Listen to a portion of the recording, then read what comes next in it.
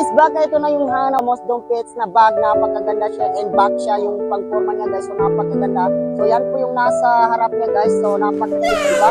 So ipapakita ko yung nasa side niya. Ito po yung nasa side. Pangalawang side guys. So, yan po yung nasa likod niya guys. Yan po yung nasa likod. So ito naman yung nasa baba niya guys. So napakaganda siya guys. So marami din tayong mailalagay dito guys. So may magnetic button lock siya guys. Yan po. So napakaganda siya guys. So ipapakita ko naman sa inyo guys yung nasa loob niya. So para makita niyo po kung marami ba yung mailalagay natin. So yan po yung nasa loob niya. So babak siya guys. So napakaganda siya guys. So meron din naman tayong zipper pocket sa loob guys. So meron tayong zipper pocket. And meron tayong open pocket guys. So napakaganda. Saan ka pa dyan guys? Napakaganda na yan. So maghihinayan ka pa. So hindi rin nangangalawan yung nasa, yung hindi rin nangangalawan yung zipper niya. Yung strap niya guys, so napakaganda siya. Pulido naman yung pagkatayo guys, di ba? So pag sinuot niya guys, pwede siyang suotin pang handbag and shoulder bag and yan, sling bag. So kung nagustuhan mo yan guys, ilalagay ko na lang po yung yellow basket natin sa baba.